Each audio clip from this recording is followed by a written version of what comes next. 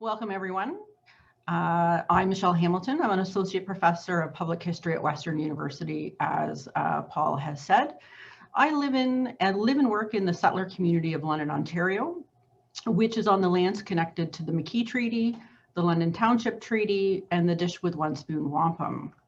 London is part of the traditional lands of the Anishinaabe, the Haudenosaunee, Attawandaron, and Lenape-Pawuk. So again, welcome. This is the first session of our second day. We will be exploring critical approaches to working with tangible and intangible collections. So this session, we have two presentations. The first, narrative research, is presented by Dr. Emily Burton, and how to decolonize, indigenize, and unsettle museums, heritage, and conservation, which will be presented by John Moses. So first up is Dr. Emily Burton. Emily Burton is an oral historian at the Canadian Museum of Immigration at Pier 21. Her research interests with the oral history collection at the museum have included people's experiences of war and dislocation, and research collaborations with the Immigrant Migrant Women's Association of Halifax and the Chisholm Project, which documents the history of Tibetan Canadians. So Emily, please unmute and begin your presentation. Thank you. Thank you, Michelle. I'd like to give thanks for the wonderful opening today. Great way to start the day. Thank you also for the opportunity to participate in this symposium. I'm speaking to you today from Mi'kma'ki, the unceded and ancestral homeland of the Mi'kmaq, and in particular from my home in Prospect, where it's very foggy, but the birds are singing, so it's nice. Could I have the next slide, please? Thank you. So I was asked to participate in the symposium. I think it was initially through Michelle Gervais, who's at the Museum of History, but worked at the Immigration Museum before. And I want to start by saying at first I was a bit apprehensive because I don't actually work in Indigenous collections. So what I was asked to present today was an example of oral history as one example of narrative research and how oral history functions at the Museum of Immigration. And so I'm going to give a very, very broad overview, and I'm going to try to pull out a few points that hopefully will be points of intersection or discussion in terms of Indigenous collections. So I hope that the presentation will be useful to people, and it is aimed at museum staff who don't have experience in oral history or collaborative research. So I'm going to start by situating oral history, and then I'm going to follow the arc of oral history before the interview, during the interview, and after the interview. Next slide, please. So first of all, situating oral history, because oral history can have a lot of different meanings for different people. And essentially oral history is a way to make history more democratic. It's an approach to studying the past that focuses on people's lived experiences. So it's not just people saying what happened, but it's the meaning and the value that people ascribe to what happened. So at the Immigration Museum, in order for us to learn more about immigration, we have an oral history program so that we can actually ask people, you know, what was your experience, including, you know, all of the struggles and joys and challenges that come with immigrating to Canada. So you can see here some of the people that we've interviewed. And the little black and white picture on the other side is actually me with my sister and my mother and my grandfather in Peru. And I just wanted to kind of weave myself in by saying that I also have a lived experience of immigration as someone who wasn't born in Canada and who grew up going back and forth between Canada and Peru. So I bring both a personal and a professional interest to oral history interviewing at the museum. And I'm going to come back to that point a little bit later. Next slide, please. So a little bit more about oral history, again, because there's narrative research, there's qualitative research, there's oral history, and there's oral tradition, particularly within Indigenous communities. So I think any oral history project should start by having a basic working definition of how it is defined for that particular institution. And so at the museum, oral history is the actual interview that gets created.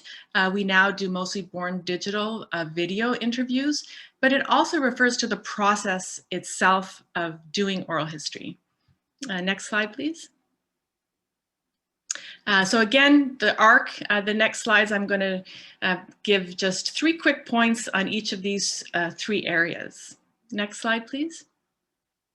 But before I get into that, I would want to give, again, another observation that I think one of the points that I would like to make that I think is in keeping with the ideas brought forth in the symposium is about taking care while building a collection. And in some respects, you know, oral history is sometimes sort of a square peg in a round hole, and you know, museums are changing and evolving. So anything that I talk about in terms of the museum is what we actually do in best practices, but it's also an acknowledgement that we continue to learn and to grow and to sort of figure out what it means to have a collection that's based on people's lives and people's memory and people's identities.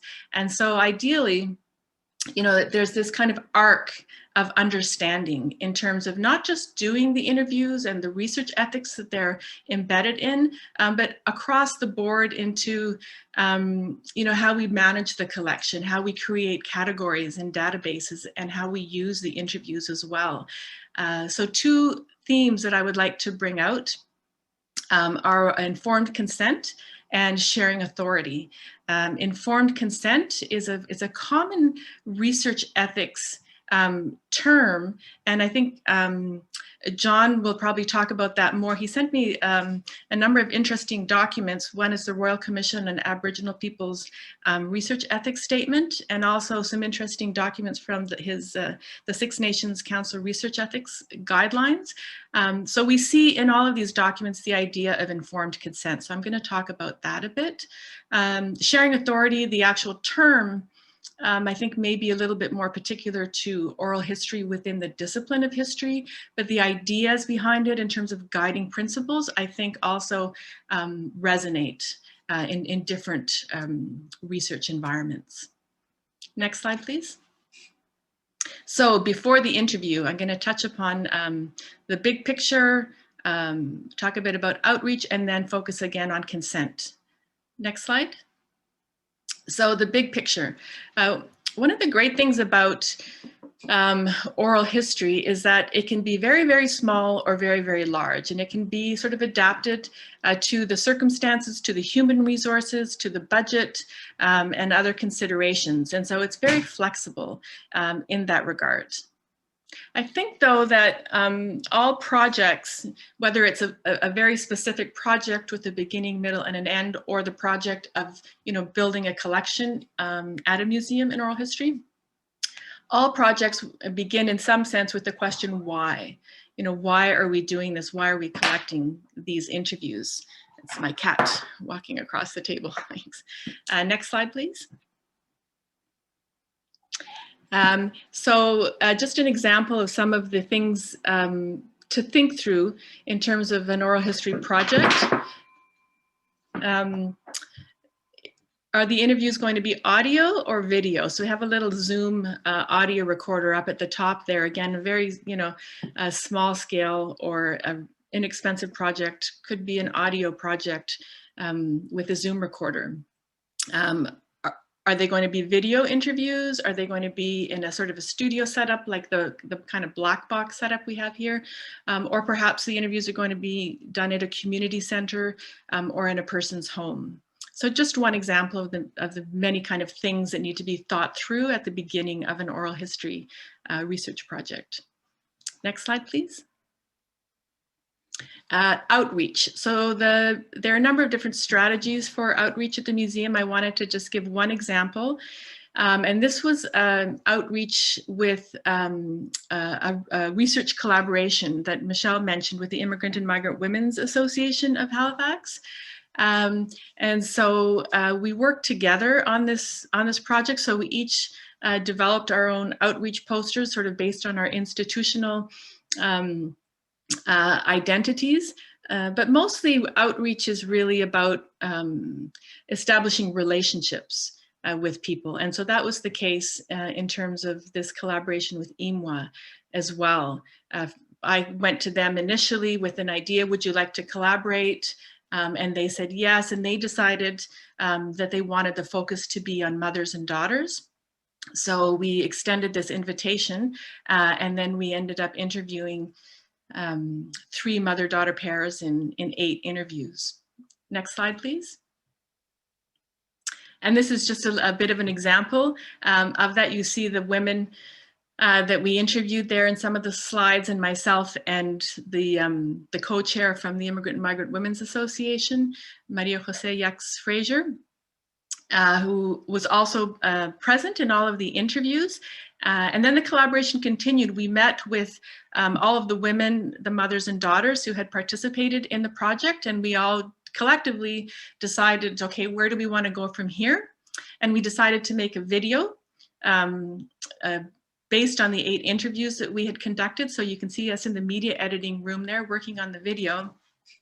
And then we had a public event with panel discussions and showing the video for International Women's Day. And it was just actually last March, we slid in under the radar before COVID. Next slide, please. So that was an example of sharing authority in oral history practice. Now I want to talk a little bit about consent. Again, this is a very big issue, and I know a lot of people are familiar with this already. Just to point out the difference between sort of the legal consent and the ethical consent. The legal consent is the form that everyone signs that gives formal consent to use the interview, and then we'll have a series of stipulations, a commitment to preserve the interviews, for example, perhaps restrictions that are imposed upon the interview, something about the uses of the interview, and potentially also copyright. And I wanted to mention copyright. It might be something that people might want to discuss. The museum does have copyright on the interviews, but I know that that's not always the case, that there's the idea of copyrighting a person's story is in and of itself problematic.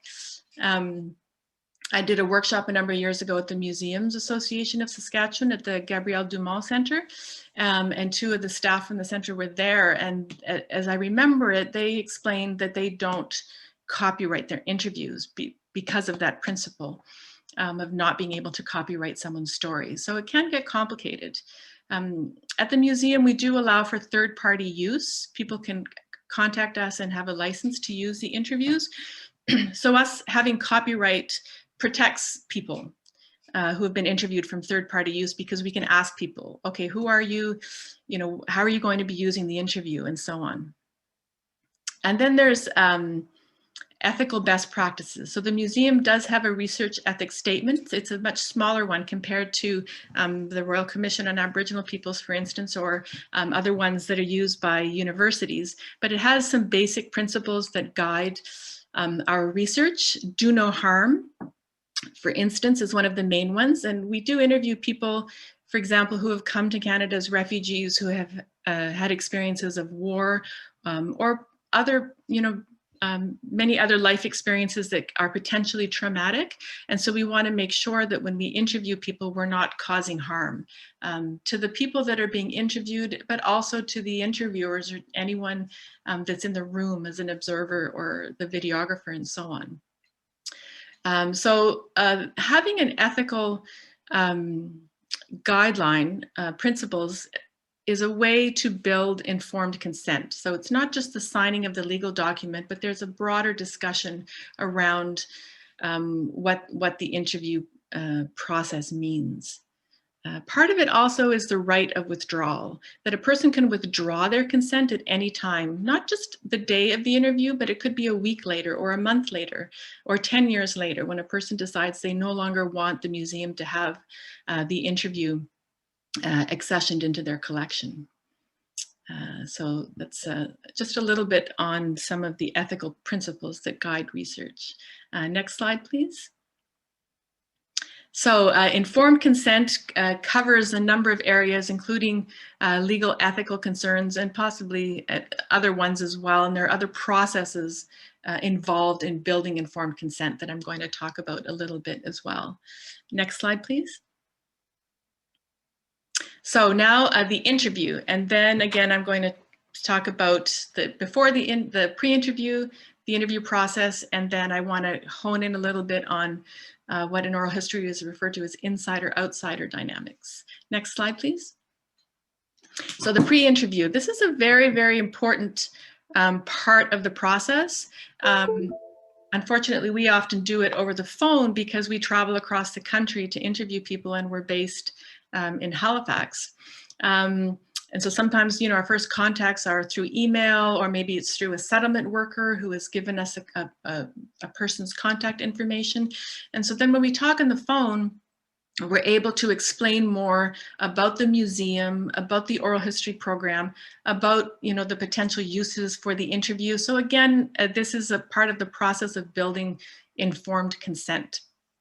It's also an opportunity to start to learn a bit more about that person and that person's story, and to ask, you know, are there particular things that you really want to talk about that you want to make sure I ask you that are important to include in the interview, or are there particular things that you don't want to talk about as well? So, but it's you know, an oral history interview is a co-created source, and so the pre-interview is an opportunity to start to work together to shape how that interview is going to go.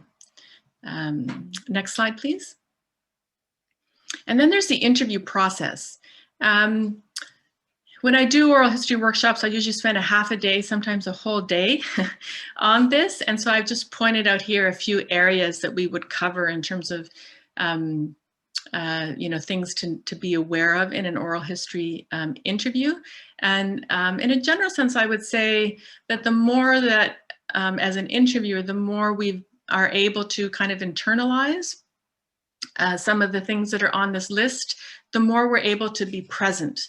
Because an oral history interview is primarily and fundamentally about being present for that person or the people that you're interviewing. And an oral history interview is really two people working together to tell one person's story. So it's not my story, it's the person that I'm interviewing. So I'm working with them to help them tell their story. And so having that presence is what's very important, is what's important. And the more you're not sort of thinking about, you know, your interview questions or all of these other things, the more there is an ability to just be present in the interview. Next slide, please. So the insider-outsider dynamic. I just wanted to give this as an example. Again, it's another one of these really big issues, in particular in terms of potentially, you know, museum staff who aren't Indigenous working with Indigenous communities. This is an example from the Chisholm project. And basically that means that as an interviewer, you're always sort of trying to situate yourself in terms of the person that you're interviewing. Like, how close are you? How far are you from that person? And that could be in any number of ways, linguistically, culturally, in terms of gender, in terms of age, in terms of temperament, in terms of lived experience, you know, any number of things. And so it's good to have some kind of process. I have the notebook there, is just to think about, okay, who am I in relation to the person that I'm interviewing? And sometimes there can be great distances, but one of the wonderful things about oral history is also that it can be a bridge. It can bring people together, and you can find these commonalities where you thought maybe there was a lot of difference.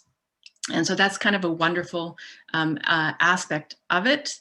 So in this particular project, the Chisholm project, you can see with my body language, I feel like a bit of an outsider, right? I'm not, you know, it was a wonderful experience, and people were wonderful and warm and welcoming. But there's definitely sort of more of an outsider aspect. In this trip, I also interviewed a number of people from Chile who came to Canada as Chilean exiles. And because I was born in Peru and speak Spanish, I felt, you know, more like of an insider. But the key is to just be aware of that.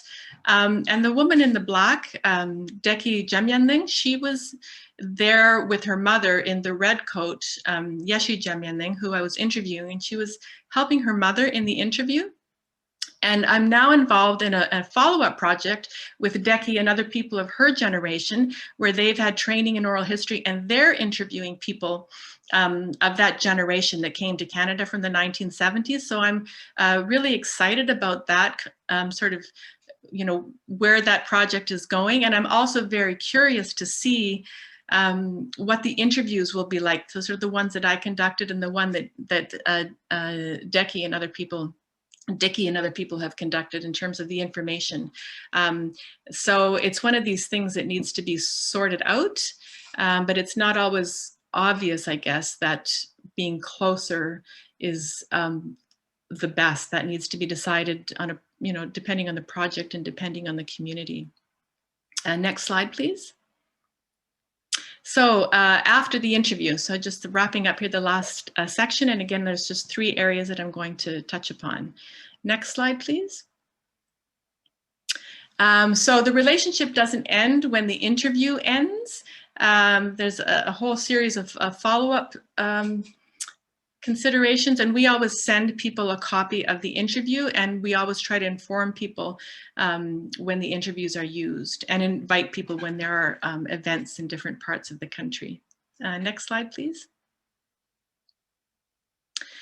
Managing and preserving a collection. Again, there's, depending on the scale of a project, this can be everything from, you know, having 10 interviews and using an Excel spreadsheet to organize them and having a backup on an external hard drive that's, you know, in a fire safe or something. Or it can be very large, you know, where you have a content management system as well as a digital preservation system, and so on and so on. So I just want to point that out. As I want to give an example, getting back to the idea of informed consent in terms of this arc of understanding, and the need to have that sort of care and ethics moving all the way forward into the sort of the collections, managing and preservation phases. Because essentially we're talking about, again, people's lives, people's experiences, and then we're trying to take all of that complexity and put it into these sort of categories that you can search in a database. So that's a very kind of complicated and problematic process. And I think oral history is an opportunity for museums to really rethink some of those kind of the knowledge systems that we might perhaps sort of take for granted. And one example of that is cultural identification, where we had that as a way to so people could search the database. So for example, if you were from Jamaica, we would put Jamaican. But this is so complicated, countries change, and it's often not a good fit for various reasons. And so we've started asking people now on a form specifically, you know, what is your cultural identification? What would you like us to put in this category? And we may even just, you know, get away from using it altogether. So I just wanted to give that as one example of the complexities involved. Next slide, please. And also, I just want to give one example of the kinds of tools that can be used to work with oral histories. We've just recently started using qualitative software, MaxQDA, to code the interviews. And as you can see in the example here, that's basically looking at the transcript and then trying to have different themes, so that if you have, say, 10 interviews, then you can see what the commonalities are among those 10 interviews. So this is, again, like the database is a process that potentially can be very, like, almost uncomfortable, where you're going in and taking the complexity of a person's life and chopping it into little themes. It could also be something that could be done as a community project, for instance, where people want to learn something about a community, and so would determine what the codes. And so, okay, we're going to go look at the interviews and through the lens of all of these codes, so that it can help us to organize what people are saying, and then again the meaning and value they're ascribing to their own experience. Next slide, please. So I've tried to give, again, a very quick overview of oral history, particularly at the Museum of Immigration, highlight informed consent and research collaboration and sharing authority, and the idea of it extending throughout the whole process of doing oral history. I haven't talked about uses except for the one example. So the whole other big potential discussion about the uses of oral history and sharing authority in the uses of oral history. But I'll leave it at that and hopefully have a discussion about the opportunities and potentially also limitations in terms of doing oral history projects. Thank you.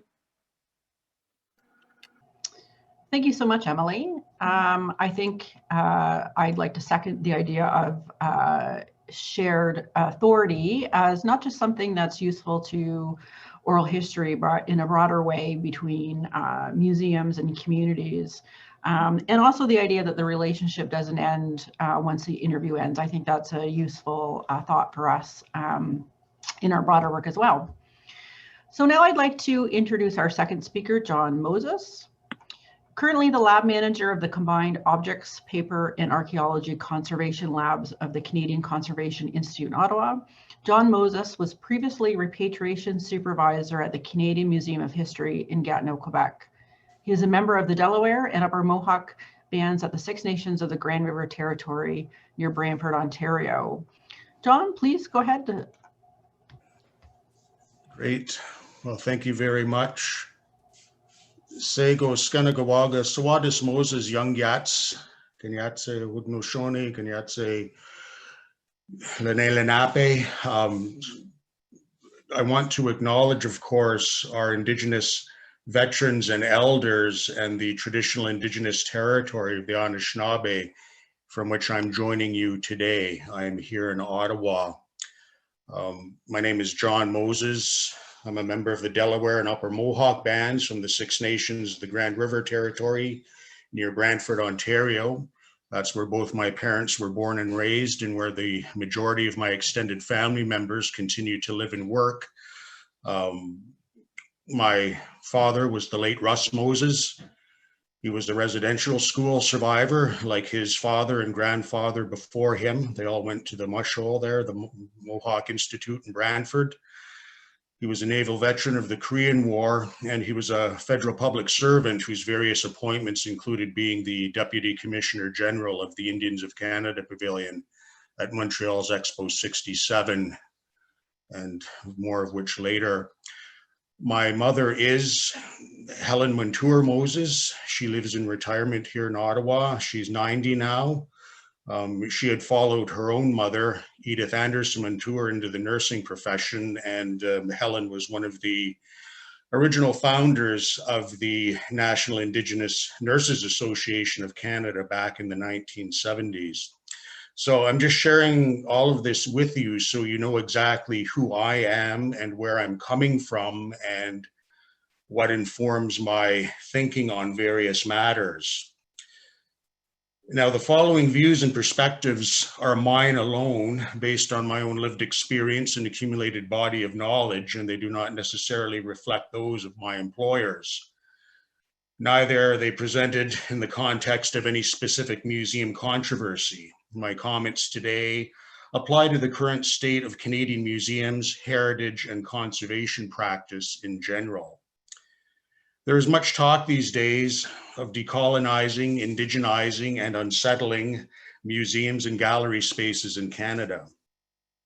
It is my contention that the groundbreaking, paradigm-shifting Indians of Canada Pavilion at Montreal's Expo 67 was ground zero for all of that.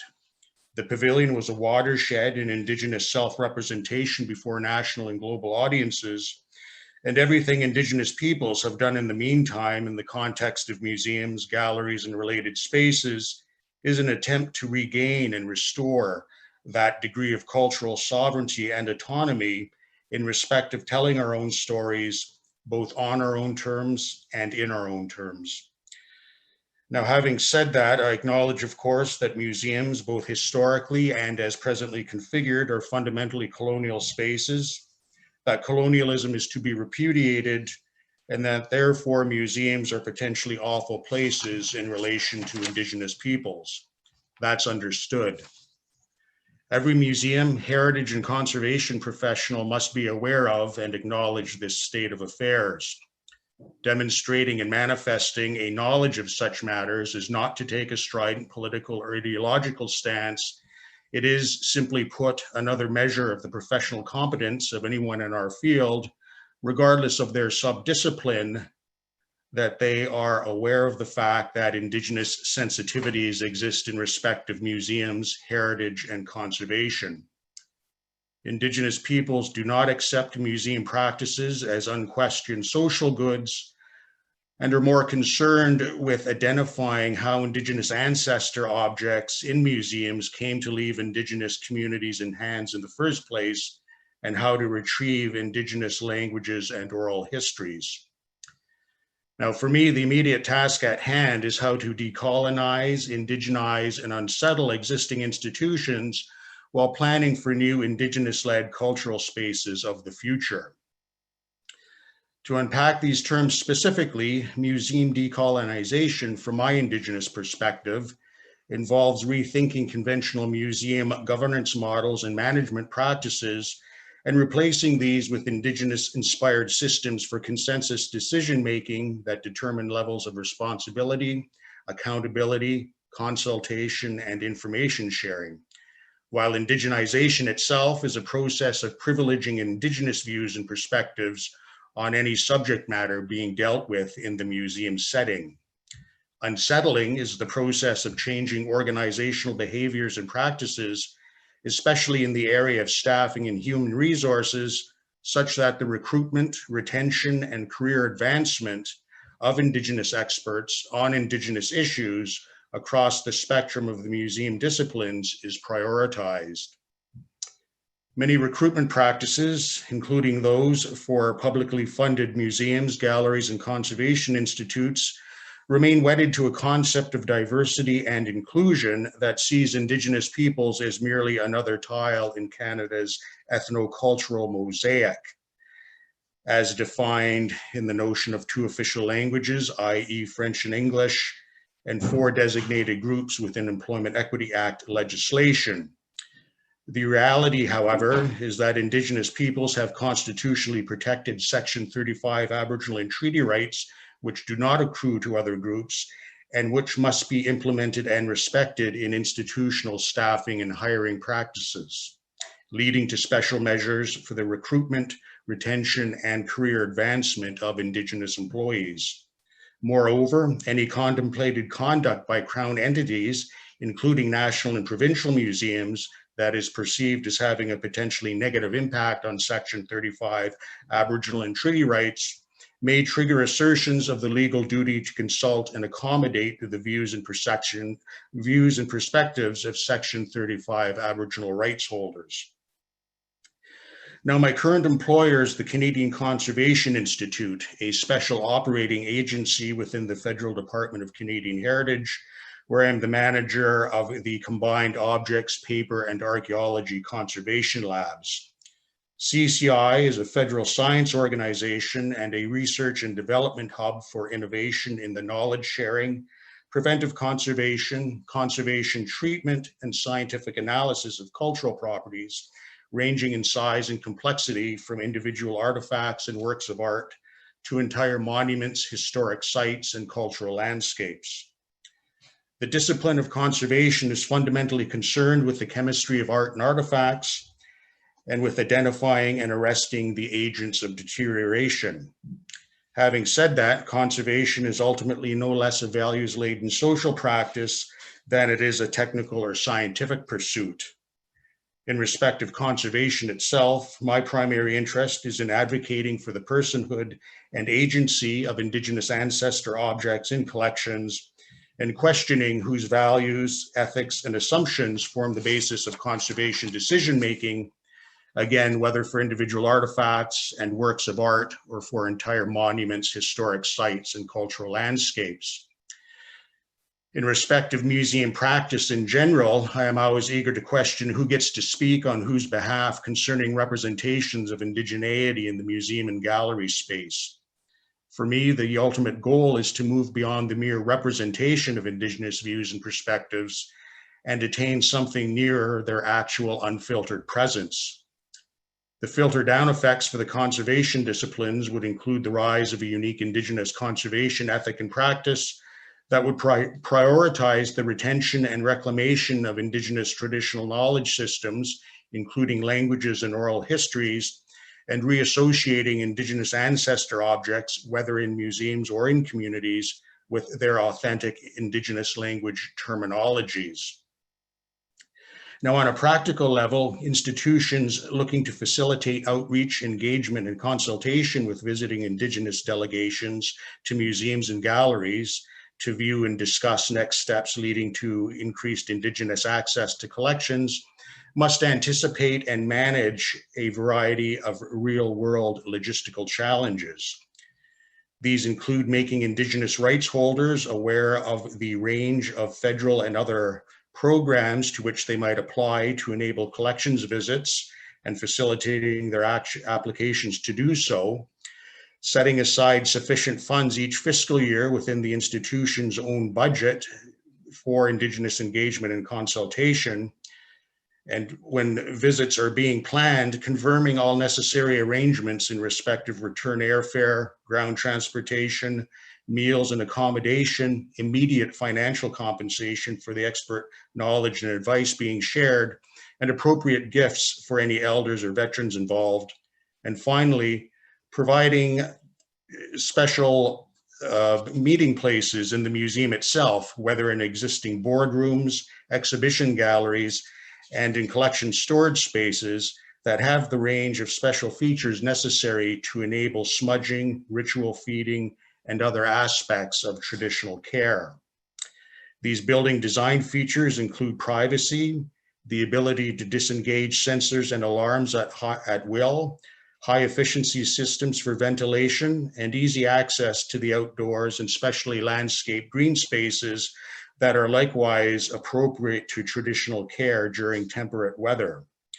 The provision of these features needs to be mandated in board-approved institutional policy documents that cite the institution's commitment and adherence to the principles of the UN Declaration on the Rights of Indigenous Peoples and Canada's reconciliation agenda with Indigenous peoples as their source. Finally, visitors must be provided all necessary PPE and be fully briefed to FPIC standards regarding the potential for pesticide residues on the surfaces of ancestor objects they may be viewing and handling. They must also meet with conservators to discuss testing and remediation options and safe handling guidelines. Now, having said all of that, I want to stress that repatriation itself is one point along a spectrum of increased Indigenous access to collections outcomes. Access comprises a spectrum of activities spanning the provision of specialized training for Indigenous interns in the museum and gallery setting to individually negotiated custodial arrangements agreements whereby museum materials are effectively shared between Indigenous communities and museums, to indeed the permanent return and transfer of legal title of Indigenous ancestor objects back to their communities of origin or present-day populations providing descent. For institutions, I advocate a criteria-based repatriation policy similar to the one at the Canadian Museum of History, where I was formerly the repatriation supervisor. CMH was the first national museum in the world to undertake the repatriation of a portion of its collections back to its Indigenous communities of origin, and the current policy dates from 2001.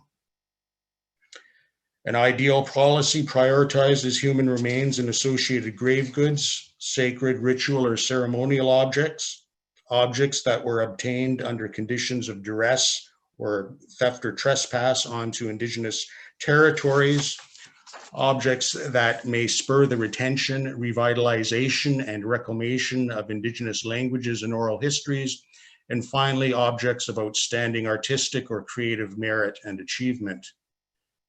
Now, having considered all of these matters for some time now, my personal conclusions are that the time has come for a national Indigenous exhibition and research center in this country with a mandate to acquire national collections. Such a facility would be financed via federal startup monies from the federal government of Canada as a flagship reconciliation initiative, annual appropriations from Parliament, and by a special tax within the existing land claims process to be levied against private sector proponents advocating development within Indigenous traditional territories. The ongoing pursuit of private philanthropy would also be a fixed priority. The facility would be led with Indigenous board governance provided by a circle of Indigenous elders, veterans, youth, artists, and academic representatives, and it would prioritize the hiring of Indigenous experts on Indigenous issues. The facility would be modeled after the spirit and intent of the original Indians of Canada Pavilion at Expo 67, and it would strive to establish itself as a career destination and as an employer of choice for Indigenous practitioners in the museum field and across the spectrum of its disciplines. So thank you very much for your time this morning, Yahweh, and thank you for hearing me out. Thank you, John. You've given us many important suggestions of how to embed Indigenous values and practices into museum institutions, and your call for a national center is one for thought. So we have about 20 minutes for questions. If you have questions, I'll remind you, you can type them into the Q&A box at the bottom of your screen. And I will be reading them out for our presenters to answer. So the first question is for Emily. It's a copyright question. The museum holds copyright on the oral interviews. Do those that have been interviewed have legal rights with regards to the interview? For instance, could the interviewee grant use of the interview?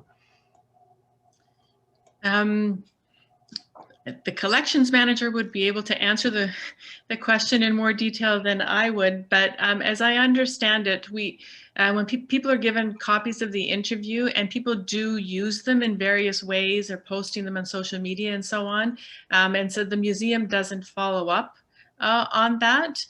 If it were a situation where a section of the interview was going to be used in a documentary film, for example, or something like that, I think that would perhaps get into a different realm. And then there would probably be a licensing agreement with the museum in that regard. That's the model that we're using for the Chisholm project.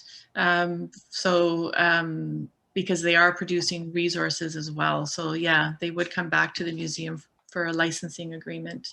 Mm-hmm. Okay, thank you. Question for John. How do museums handle objects or spaces which have claims from multiple communities? I trust everybody can hear me okay. Yes. This will be in relation both to repatriation policies at two institutions with which I have the greatest familiarity, both at the Smithsonian Institution's National Museum of the American Indian, and then of course, the Canadian Museum of History.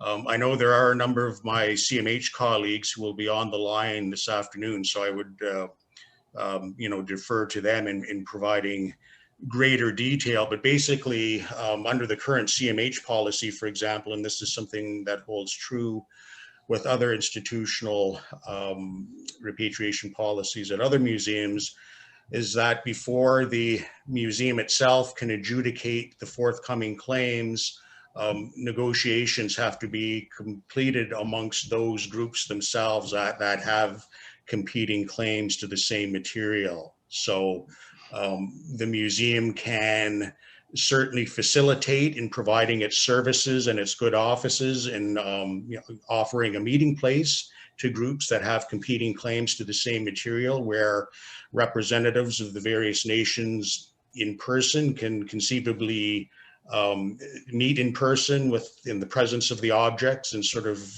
discuss the objects and have consultations that way. But ultimately, the institutional policy stipulates that any objects that are being considered for outright repatriation have to be free of any competing claims before the negotiations reach that stage. Short of actual repatriation, as I said in my remarks, repatriation itself is just one of a number of possible outcomes along this spectrum of Indigenous access to collections.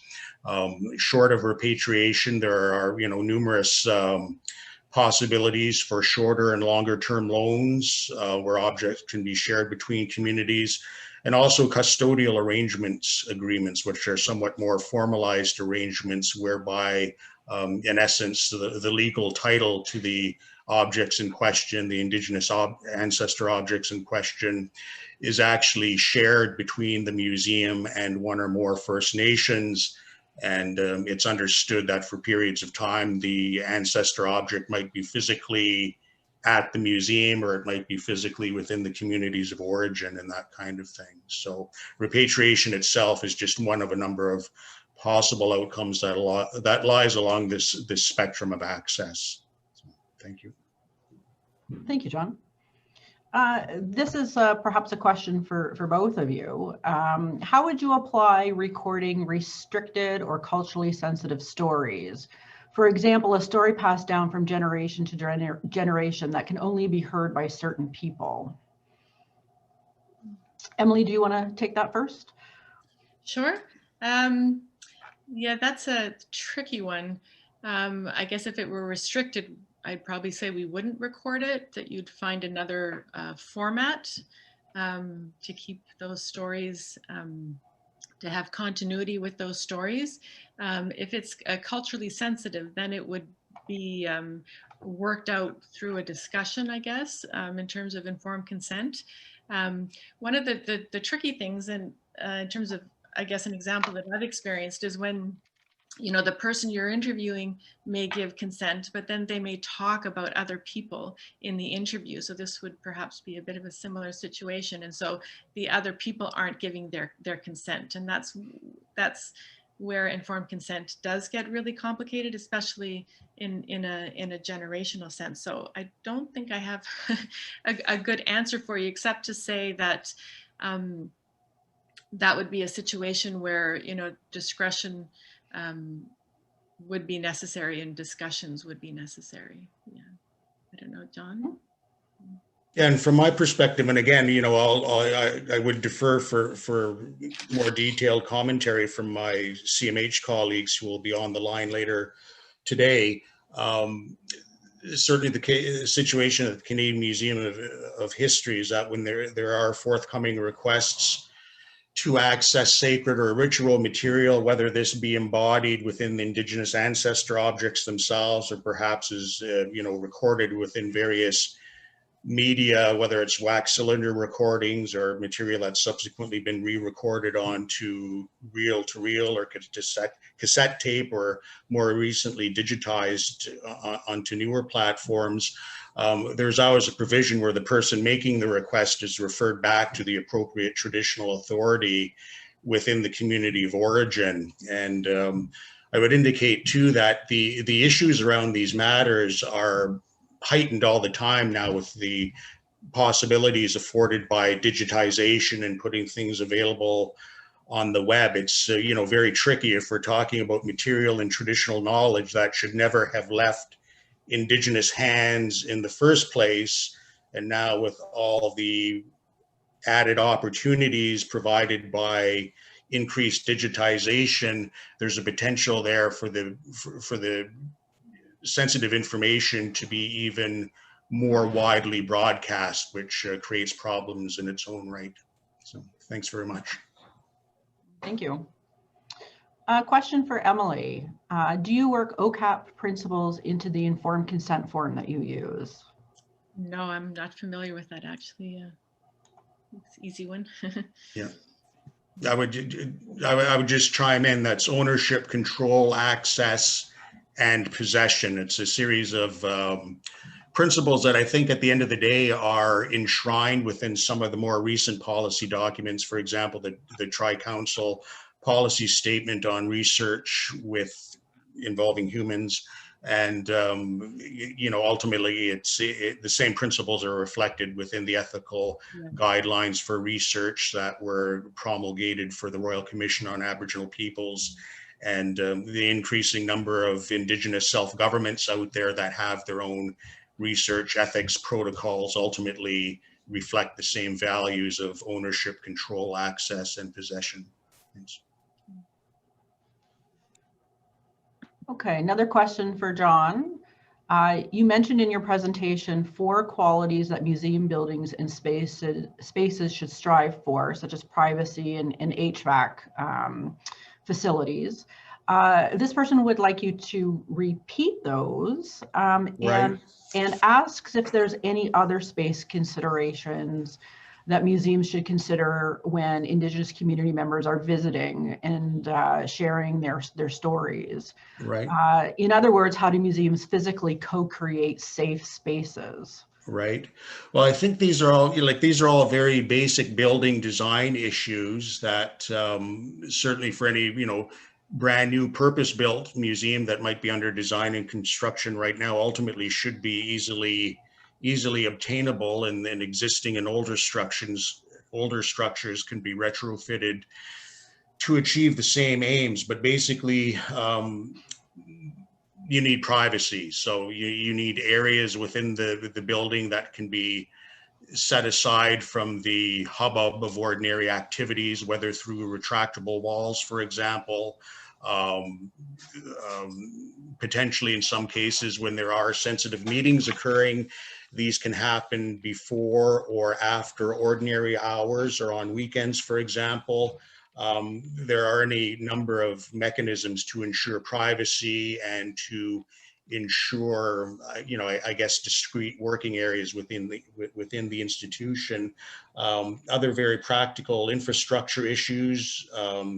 You'll want the capacity to activate and deactivate alarms and sensors at will.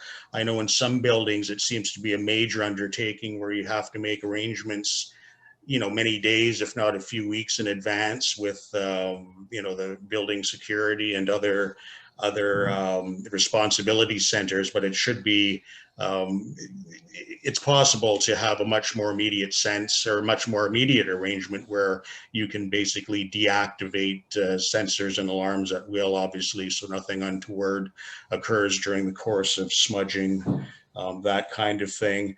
So, and part and parcel of that is high efficiency systems for HVAC, so for the heating, ventilation, and air conditioning. It's possible to have spaces where the smoke arising from a smudge, for example, is evacuated from the building. And then likewise, as I say, depending upon what area of the country you're in, during temperate weather, during the spring, summer, and into the autumn months, it's always possible. It's a lot more pleasant for people as well if they're doing various kinds of traditional care in the outdoors. So there should be specially landscaped green spaces available adjacent to the museum that can be set aside for such purposes as the weather permits and as the season permits. And what else? The green spaces.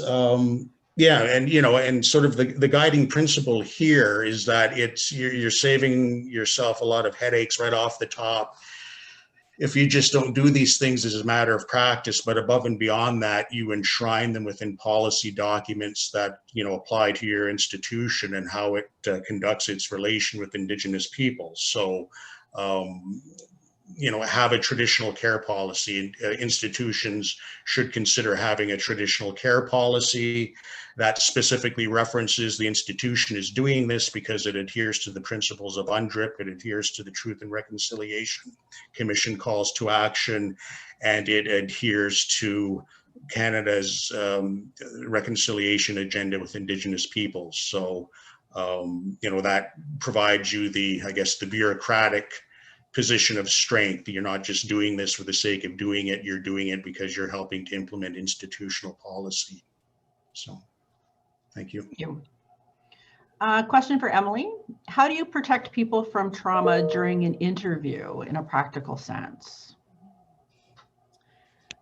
In the actual moment of the interview, I would say it would be about knowing when to pull back. You know, we're not journalists, we're not trying to, you know, get all of the information.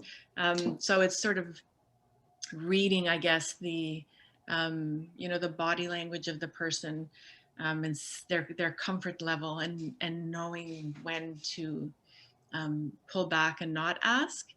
In a broader context, it would depend on the project. Again, ideally, if it's a collaboration, like with the Chisholm project, for instance, there were members of the Chisholm project that were present as observers in the interview. There were people, you know, bringing tea in the morning and things like that. And so there were people there who were going to be following up with members of the community. So that would be, I guess, an ideal. But we're not always able to have that.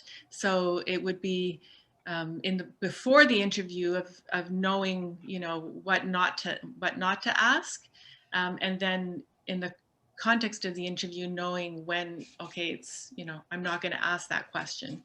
So I certainly have been in that situation where I'm, you know, as the interview is progressing, I'm kind of wondering, and may ask or may not ask, depending on, you know, how I'm reading the person. Yeah. Or even, you know, if they came alone to the interview, or if they came with someone to accompany them home. So, yeah.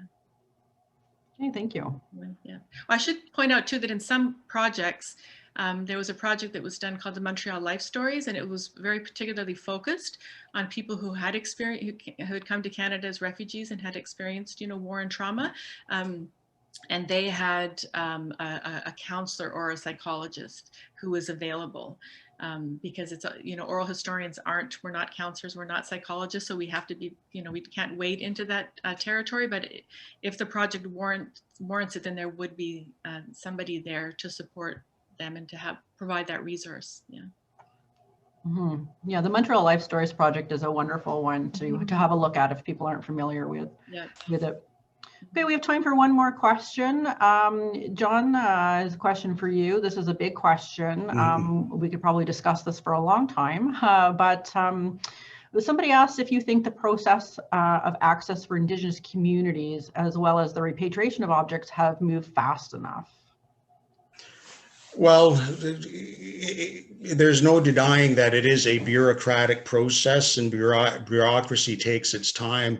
I did want to provide sort of a bit more context. The history of repatriation at the Canadian Museum of History actually goes back to the decade of the 1970s, with the return of seized potlatch materials to the Kwakwalakwa communities of Alert Bay and Cape Mudge. That had been seized in the 1920s, as people well know. That material, following negotiations that unfolded throughout the decade of the 1960s and 1970s, finally went back in as of 1978-79. The existing repatriation policy at CMH was one of that institution's responses to the Joint Task Force report on museums and First Peoples. So repatriation occurred as a matter of practice, but not as policy, throughout the decades of the 70s, 80s, and 90s. And as I say, finally, as of 2001, the best practices and lessons learned were put down on paper. Those received Board of Trustees approval, and the museum has been doing repatriation consistent with that policy since 2001, and it's currently under review in order to update it in certain features. Having said that, you know, on the one hand, the slow pace of repatriation is indeed a concern.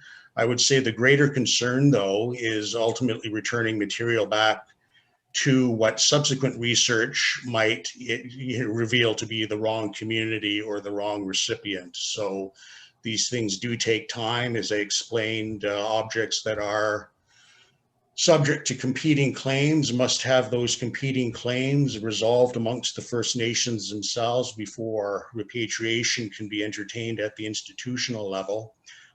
So I hope that answers the question. Yes, it happens, but slowly, but it does happen. That's the main thing. I'm just noticing too, there seem to be two sets of questions being asked here. I was just looking suddenly at other questions that are being put forward. For example, if I was aware of the controversy around Norvell Morrisseau at Expo 67, yeah, there were, I don't want to give sort of a sugar-coated version of what happened at the Indians of Canada Pavilion. It was and it remains a contentious site at the time that it was up and running from April to October of 1967. There were controversies with some of the artists' artworks, both by Morrisseau and Alex Janvier were relocated. There were issues around arbitrary renaming or retitling of certain works. So it was a contentious space. Now, I'm afraid I don't want to monopolize the remaining time here, but there are a number of questions I can follow up with people separately.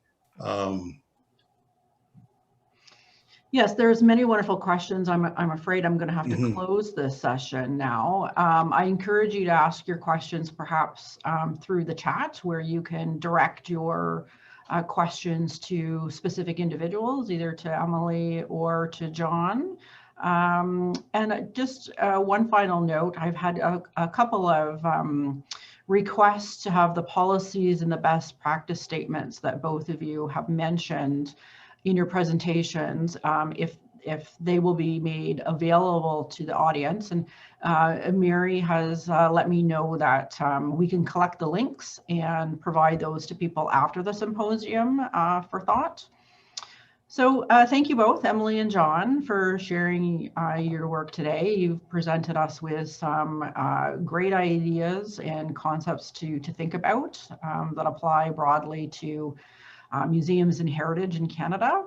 So thank you everybody for attending. We had almost 200 people in our session, which is wonderful to see. So thank you, and we will see you again soon.